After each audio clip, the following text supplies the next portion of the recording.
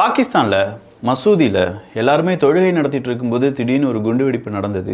அது மனித வெடிகுண்டு தான் அப்படின்னு சொல்கிறத உறுதிப்படுத்தினாங்க. அதில் உயிரிழந்தவர்கள் எண்ணிக்கை சுமார் 40 இருக்கும் அப்படின்னு சொல்கிற தகவல் வந்துட்டு இருந்தபோது அதற்கு நாங்கள் தான் காரணம் அப்படின்னு சொல்லி ISIS தீவிரவாதிகள் அதற்கான பொறுப்பை ஏற்கிறார்கள். இல்லைப்பா, இதுக்கு வேறு ஏதோ காரணம் இருக்குது அப்படின்னு சொல்லி பாகிஸ்தான் புது கதையை விடுறாங்க. கடைசியாக அதுக்கு மாஸ்டர் மைண்டாக யார் இருந்தாங்களோ அவங்கள நாங்கள் கண்டுபிடிச்சிட்டோம் அப்படின்னு சொல்கிற அறிவிப்பை பாகிஸ்தான் கொடுத்துருக்காங்க. உண்மையிலேயே அவன் தான் மாஸ்டர் மைண்டா அப்படிங்கிறது பாகிஸ்தானுக்கும் தெரியாது. இந்த குண்டுவெடிப்பு இத்துடன் நிற்க போகிறது கிடையாது, இன்னும் அதிகமான இடங்களில் பாகிஸ்தானில் நடக்கும் அப்படின்னு சொல்லி IS தீவிரவாதியை சார்ந்தவங்க அவங்களுடைய எச்சரிக்கை கொடுத்திருப்பது பாகிஸ்தானுக்கு பெரும் பின்னடைவாக பார்க்கப்படுது.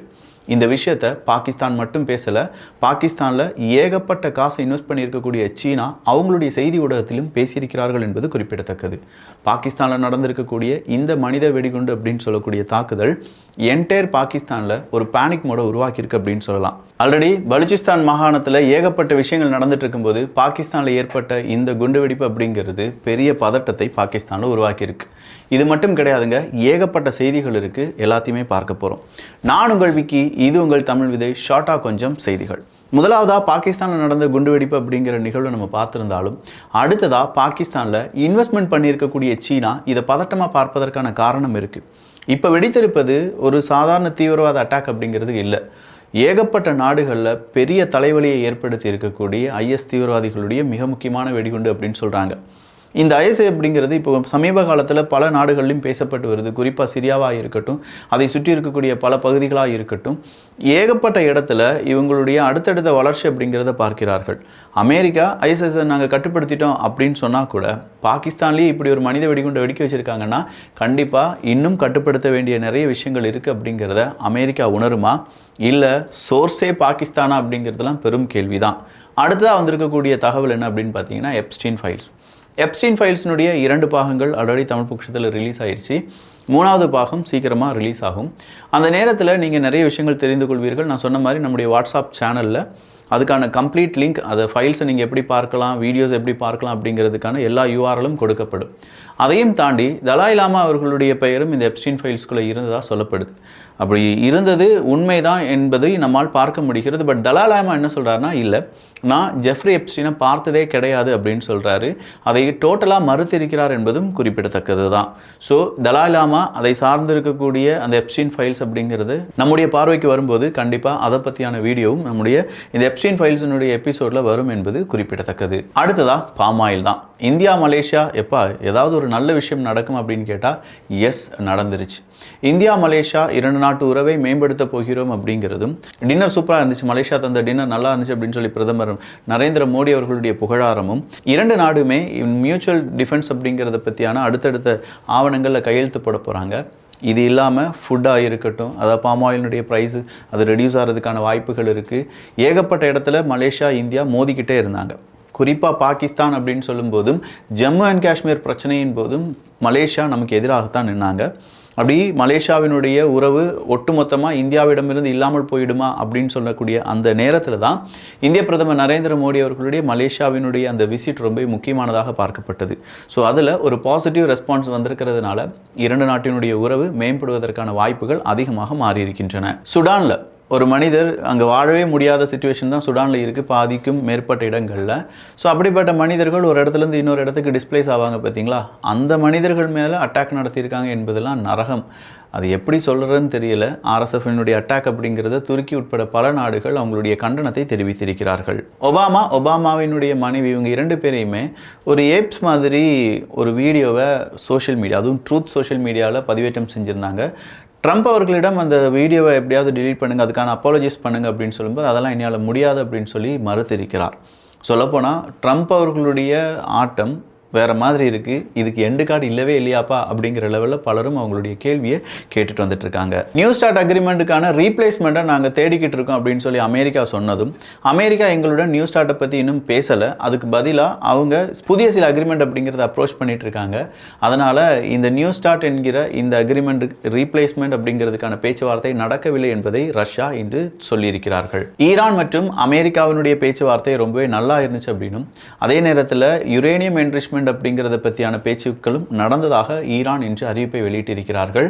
ஸோ ஈரான் அமெரிக்கா பேச்சுவார்த்தை நடக்கிறதுனால ஒருவேளை ஈரானை சுற்றி அமெரிக்காவினுடைய போர்க்கப்பல் நிற்கக்கூடிய அந்த நிலைமை எல்லாமே ஈஸியாக மாறி இருக்கு.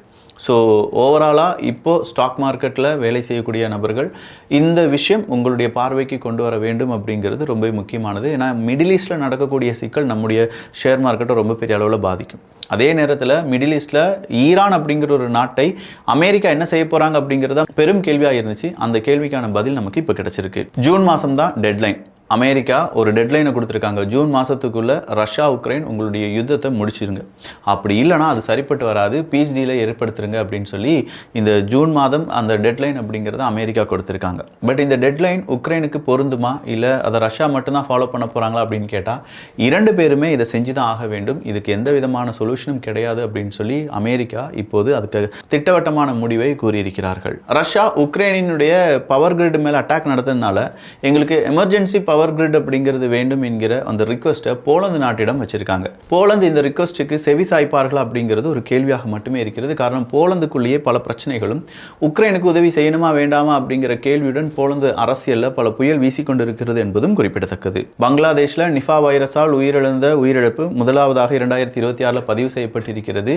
பல நாடுகளும் இந்த நிஃபா வைரஸை பற்றியான ஸ்டடீஸ் அது ஓரியன்டாக இருக்கக்கூடிய ட்ரீட்மெண்ட் எல்லாத்தையுமே பதிவு செஞ்சுட்டு இருக்காங்க என்பதும் குறிப்பிடத்தக்கது.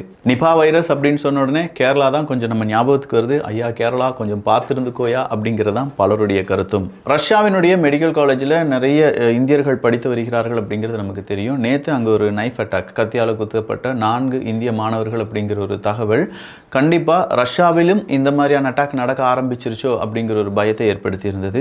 பெரிய அளவில் பேனிக் ஆக வேண்டாம் அப்படின்னு சொல்லி ரஷ்யாவிலிருந்து வரக்கூடிய செய்திகள் சொன்னாலும் நம்ம ஊர் பிள்ளைகள் அங்கே போய் படிக்கிறாங்க அப்படின்னு சொல்லும்போது அந்த பேனிக் கண்டிப்பாக அந்த பெற்றோருக்கு இருக்கத்தானே செய்யும். அமெரிக்காவை பொறுத்த வரைக்கும் ஈரான் கூட பேச்சுவார்த்தை நடத்திட்டே இருந்தாலும் அமெரிக்காவை முழுவதுமாக நாங்கள் நம்பலை. ஒருவேளை அமெரிக்கா எங்கள் மீது அட்டாக் ஏதாவது நடத்தினாங்கன்னா அவங்களுடைய பேசிஸ் மேலே நாங்கள் அட்டாக் பண்ண வேண்டியதாக இருக்கும் அப்படின்னு சொல்லி ஈரானுடைய அமைச்சர்கள் சொல்லியிருக்காங்க. அமெரிக்கா மேலே எப்போவுமே இப்படி ஒரு கன்சர்ன் வச்சுருக்கிறது ரொம்ப நல்லது தான்.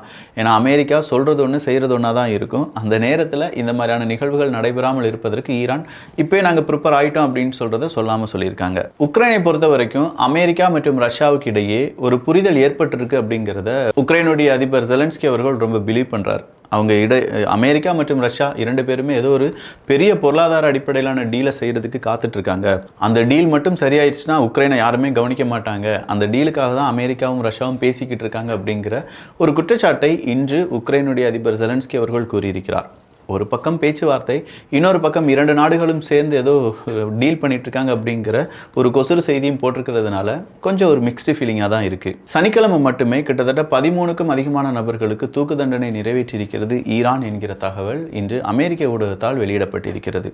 சனிக்கிழமை மட்டும் 13, ஞாயிற்றுக்கிழமை அட்லீஸ்ட் ஒரு 10+ மெம்பர்ஸுக்கு தூக்கு தண்டனை அப்படிங்கிறது எல்லாமே ஈரானில் சர்வசாதாரணமாக நடக்கிறது அப்படிங்கிறது தான் இப்போ வந்திருக்கக்கூடிய தகவல்.